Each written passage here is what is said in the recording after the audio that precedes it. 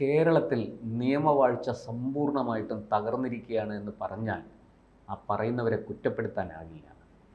നമ്മുടെ ആഭ്യന്തര വകുപ്പ് ഭരിക്കുന്ന മുഖ്യമന്ത്രിയുടെ തന്നെ സ്വന്തം മണ്ഡലത്തിൽ ഒരു നിരാലംബയായ ഒരു സ്ത്രീ, ഒരു വീട്ടമ്മ 40 വയസ്സുകാരിക്ക് ആത്മഹത്യ ചെയ്യേണ്ടി വന്നിരിക്കുന്നു. കാരണം SDPI ഗുണ്ടകളുടെ സദാചാര പോലീസിങ്ങാണ്. കേരളം എങ്ങോട്ടേക്കാണ് സാർ പോകുന്നത്? ഇത് മുഖ്യമന്ത്രിയുടെ സ്വന്തം മണ്ഡലത്തിലാണ്. നവോത്ഥാന നായകനായ കേരളത്തിൻ്റെ മുഖ്യമന്ത്രി പിണറായി വിജയൻ്റെ സ്വന്തം തട്ടകത്തിൽ നടന്ന സംഭവം. നമ്പർ 1 കേരളത്തിൽ. അതുകൊണ്ട് ഇത് ചെയ്തത് SDPIക്കാരാണെന്ന് വ്യക്തമാണ്. അവർ നേരെ കൊണ്ടുപോയത് ഇപ്പം മരിച്ചയാളിനെ അല്ല കൊണ്ടുപോയത്, അവരാരോട് സംസാരിച്ചു ആളിനെ നേരെ കൊണ്ടുപോയത് അവിടുത്തെ SDPI ഓഫീസിലേക്കാണ്. അപ്പോൾ മുഖ്യമന്ത്രി, കേരളത്തിൻ്റെ ആഭ്യന്തരമന്ത്രി, കേരളത്തിലെ ജനങ്ങളുടെ സ്വത്തിനും ജീവനും സംരക്ഷണം നൽകേണ്ട മുഖ്യമന്ത്രിയുടെ മണ്ഡലത്തിൽ തന്നെ ഇത്തരം ഒരു ധിക്കാരത്തിനും മുതിർന്ന ഉരുക്കു മനുഷ്യനെന്നും സൂര്യനെന്നും കാരണഭൂതനെന്നും ഒക്കെ വിശേഷണങ്ങളുള്ള ലെജൻഡായിട്ടുള്ള ഇരട്ടച്ചങ്കനെന്ന് പേരുകേട്ട പ്രകീർത്തി നേടിയ മുഖ്യമന്ത്രിയുടെ മണ്ഡലത്തിൽ ആരെങ്കിലും ഇത് ചെയ്യണമെങ്കിൽ അവർക്കതിനുള്ള ധൈര്യം പകർന്നു തരുന്നത് മുഖ്യമന്ത്രി തന്നെയായിരിക്കണം. മുഖ്യമന്ത്രിയുടെ പാർട്ടി ആയിരിക്കണം, അവരുടെ പാർട്ടിയുടെ ലോക്കൽ ബൂത്ത് വരെയുള്ള അംഗങ്ങൾ തന്നെയായിരിക്കണം. അതിൻ്റെ ഒരു ശക്തിയില്ലാതെ, അതിൻ്റെ ഒരു പിൻബലമില്ലാതെ ഇത്തരം കേരളം പണ്ടേ അപലപിച്ച ഇത്തരം ഒരു ഹീനകൃത്യത്തിന് മുതിരുകയില്ലായിരുന്നു.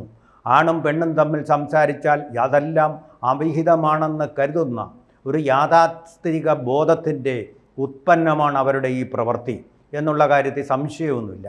എന്തേ ആണിനും പെണ്ണിനും തമ്മിൽ സംസാരിച്ചുകൂടെ? പ്രശാന്തും ഞാനും തമ്മിൽ സംസാരിക്കുന്നത് പോലെ ആണിനും പെണ്ണിനും തമ്മിൽ സംസാരിച്ചുകൂടെ? അത് വഴിയിലായാലെന്ത്, പാർക്കിലായാലെന്ത്, ഹോട്ടലിലായാലെന്ത്? പരസ്പര സമ്മതത്തോടു കൂടിയുള്ള ഈ സംസാരം, അല്ലെങ്കിൽ അതിനും അപ്പുറമുള്ള ബന്ധങ്ങളായാൽ മറ്റൊരാൾക്ക് അതിൽ യാതൊരു കാര്യമില്ല. അതവരുടെ സ്വകാര്യത മാത്രമാണെന്നുള്ളത് ഒരു പ്രമാണമായിട്ട് നവ ലിബറൽ സംസ്കാരം ഇങ്ങനെ എത്രയോ വർഷങ്ങളായിട്ട് സ്വീകരിച്ചിരിക്കുന്ന ചുംബന സമരം നടത്തുന്ന അതാണ് വളരെ പ്രധാനപ്പെട്ട പോയിന്റാണ്. പരസ്യമായിട്ട് ചുംബന സമരം നടത്തി ജനശ്രദ്ധ ആകർഷിക്കാൻ വേണ്ടി സദാചാരവാദികളെ വെല്ലുവിളിച്ച പാർട്ടിയുടെ മുഖ്യമന്ത്രിയാണ്. അവർക്കിപ്പോ വിഷയം അതല്ല.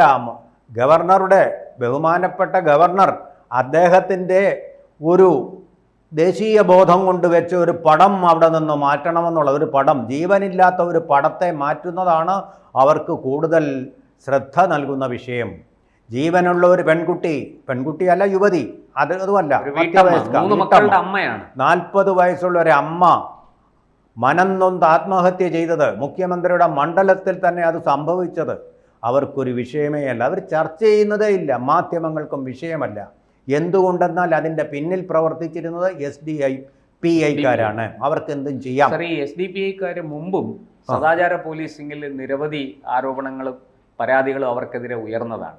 ഒരു കോളേജുകളിൽ പഠിക്കുന്ന മുസ്ലിം പെൺകുട്ടികൾ ഹിന്ദു ആൺ സുഹൃത്തുക്കളോട് സംസാരിച്ചാൽ, ക്രിസ്ത്യൻ ആൺ സുഹൃത്തുക്കളോട് സംസാരിച്ചാൽ ഇവരുടെ വിദ്യാർത്ഥി വിഭാഗമായ ക്യാമ്പസ് ഫ്രണ്ട്, പോപ്പുലർ ഫ്രണ്ടിന്റെ വിദ്യാർത്ഥി വിഭാഗമായ ക്യാമ്പസ് ഫ്രണ്ട് ഇടപെടും. ആ പെൺകുട്ടിയുടെ വീട്ടിൽ വിവരമറിയിക്കും, അവളെ ഭീഷണിപ്പെടുത്തും, ഈ സംസാരിച്ച പയ്യനെ മർദ്ദിച്ച് അവശനാക്കും, അവരുടെ ഏതെങ്കിലും കേന്ദ്രത്തിൽ കൊണ്ടുപോയി കണ്ടമാനം ഉപദ്രവിക്കും. അങ്ങനത്തെ നിരവധി സംഭവങ്ങൾ പുറത്തു വന്നിട്ടുണ്ട്. SDPIയും അതുപോലെ തന്നെയാണ്. മുസ്ലിം സ്ത്രീകൾ അമുസ്ലിം പുരുഷന്മാരോട് സംസാരിക്കരുത്, അവരോട് അടുത്ത് ഇടപഴകരുത്, അവർ എതിരെ വന്നാൽ വഴിമാറിപ്പോകണം, ഇങ്ങനെയൊക്കെ പറഞ്ഞ് അങ്ങേയറ്റം എന്താ പറയുക, യാഥാസ്ഥിതികമായ ഫണ്ടമെന്റലിസം, മതമൗലികവാദത്തിൻ്റെ അപ്പോസ്തലന്മാരാണ് ഈ പോപ്പുലർ ഫ്രണ്ടുകാരും SDPIക്കാരും. അതിലൊരു ഇരട്ടത്താപ്പും ഉണ്ട്. മുസ്ലിം യുവാക്കൾക്ക് ഹിന്ദു യുവതികളോടോ അല്ലെങ്കിൽ നമ്പൂതിരി യുവതികളോടോ യഥേഷ്ടം, ഈഴവ യുവതികളോടോ ക്രിസ്ത്യൻ യുവതികളോടോ യഥേഷ്ടം സംസാരിക്കുന്നതിന് യാതൊരു വിലക്കും അങ്ങനെയാണ്. പക്ഷേ ഈ സമുദായത്തിൽപ്പെട്ട പെൺകുട്ടികളോട് മറ്റൊരു സമുദായത്തിൽപ്പെട്ട ആളും സംസാരിക്കാൻ പാടില്ല, അതിന് വിലക്ക് വീണിരിക്കുകയാണ്. മലപ്പുറത്ത് ഇത് മാത്രമല്ല, ഇത് മർദ്ദനം മാത്രമല്ല പ്രശാന്ത്. മലപ്പുറത്ത് ദലിത് യുവാവിനെ വിവാഹം കഴിച്ച ഒരു പെൺകുട്ടി പെൺകുട്ടിക്കൊന്നും സംഭവിച്ചില്ല. പക്ഷേ ഈ ദലിത് യുവാവിനെ കൊന്നു കുഴിച്ചുപാടി. അതിന്റെ വാർത്തകൾ പോലും കുഴിച്ചുമൂടി മാധ്യമങ്ങളും ഗവൺമെന്റും ചേർന്നിട്ട്. അങ്ങനെയാണ് കേരളത്തിൽ നടക്കുന്നത്. എന്നിട്ടാണ് ഇവർ ദലിത പ്രേമമെന്നും പറഞ്ഞ് നടക്കുന്നത്. വെറും കാപഠ്യമാണത്. അവർക്ക് ഒരു താല്പര്യമേ ഉള്ളൂ, മതരാഷ്ട്രം സ്ഥാപിക്കൽ. MD പറഞ്ഞതുപോലെ സേതുവിന് ഒരാളിനോട് മാത്രമേ സ്നേഹമുള്ളൂ, അത് സേതുവിനോട് തന്നെയാണെന്ന് പറഞ്ഞതുപോലെ ഈ സമുദായത്തിൽപ്പെട്ട ഈ യാഥാസ്ഥിതികർക്ക് ഒന്നിനോട് മാത്രമേ സ്നേഹമുള്ളൂ, അത് അവരുടെ മതത്തിൻ്റെ യാഥാസ്ഥിതികതയോട് മാത്രമാണ്. അതിൻ്റെ നവോത്ഥാനത്തോടോ അതിൻ്റെ പുരോഗമന ആശയങ്ങളോടോ ഒന്നും യാതൊരു വിധത്തിലുള്ള സ്നേഹവും അവർക്കില്ല എന്നുള്ളതാണ്. ഇവിടെ ഈ മുഖ്യമന്ത്രിയുടെ മണ്ഡലത്തിൽ, അതായത് പാർട്ടിക്ക് അങ്ങേയറ്റം സ്വാധീനമുള്ള ഒരു പ്രദേശമാണ് ഈ ധർമ്മടം. അദ്ദേഹത്തിന്റെ മണ്ഡലത്തിലാണ് ഇത് സംഭവിച്ചിരിക്കുന്നത്. ധർമ്മടം മണ്ഡലത്തിൽ, മുഖ്യമന്ത്രിയുടെ ധാർമ്മികമായിട്ട് അല്പമെങ്കിലും ആ ധാർമ്മികത അവശേഷിക്കുന്നുണ്ടെങ്കിൽ മുഖ്യമന്ത്രി സത്യത്തിൽ ആ രാജിവെക്കേണ്ടതാണ്. ആഭ്യന്തര വകുപ്പിന്റെ ചുമതല കൂടെ വഹിക്കുന്ന ആളല്ലേ. തീർച്ചയായിട്ടും. ഇത് പക്ഷേ ഇത് ആര് പറയുന്നു? കാരണം ഇതിനകത്ത് ഇൻവോൾവ് ചെയ്തിരിക്കുന്നത് SDP ആയതുകൊണ്ട് ആരും മിണ്ടില്ല. ഇതിപ്പോൾ RSS ആയിരുന്നെങ്കിൽ പാഞ്ഞടുത്തേനെയും മാധ്യമങ്ങളെല്ലാം കൂടെ വളഞ്ഞിട്ട് RSSന്റെ ആസ്ഥാനം തന്നെ ആക്രമിച്ചേനെയും. കണ്ടില്ലേ ഭാരതാംബയുടെ ഒരു പടം ഇരിക്കുന്നതിന്റെ പേരിൽ പത്രങ്ങൾക്കുള്ള കലിപ്പ് നമ്മൾ കാണുന്നില്ലേ? മുഖ്യമന്ത്രി V ശിവൻകുട്ടി കാണിച്ച ആ വിവരദോഷങ്ങൾ നമ്മൾ കണ്ടില്ലേ? വിദ്യാഭ്യാസ മന്ത്രിയാണ്. അടുത്ത പ്രോട്ടോകോളിൽ എങ്ങനെയാണ് ചെയ്തിരിക്കുന്നത്? വിവരം എന്ന് പറയുന്നത് സിലബസിൽ ഇല്ല, LP സ്കൂളിലും ഇല്ല, UP സ്കൂളിലും ഇല്ല. പക്ഷേ വിവരദോഷത്തിൻ്റെ പറഞ്ഞിട്ട് കാര്യമില്ല. നിയമസഭയിൽ അദ്ദേഹം എന്താ കാണിച്ചത്? KM മാണി ബജറ്റ് അവതരിപ്പിക്കാൻ പോയപ്പോൾ നല്ല മാതൃക കാണിച്ചല്ലോ. അതിനെക്കുറിച്ച് കൂടുതൽ പറഞ്ഞിട്ട് കാര്യമില്ല. കായലോട് പറമ്പ എന്ന് പറയുന്ന സ്ഥലത്ത് റസീന മെൻസിലുള്ള റസീന എന്ന പെൺകുട്ടിക്കാണ് ഈ ദൗർഭാഗ്യം ഉണ്ടായത്. ഒരു പാവം പെൺകുട്ടി ആയതുകൊണ്ടാണ്. ആ പാവൻ ഒന്ന് സംസാരിച്ചതിൻ്റെ പേരിൽ തന്നോട് സംസാരിച്ച ആളിനെ 3 മക്കളുടെ അമ്മയാണ്. 3 മക്കളുടെ അമ്മയാണ്. അവർക്കൊരു സംസാര സ്വാതന്ത്ര്യം ഈ രാജ്യത്തില്ലേ? നിങ്ങൾ ഭരണഘടന ഉയർത്തിപ്പിടിച്ച് പറയുന്നല്ലോ. ഈ ഭരണഘടന പ്രകാരം ഡിഗ്നിറ്റി ഓഫ് ലൈഫ് എന്ന് പറയുന്ന പ്രധാനപ്പെട്ട കാര്യമാണ്.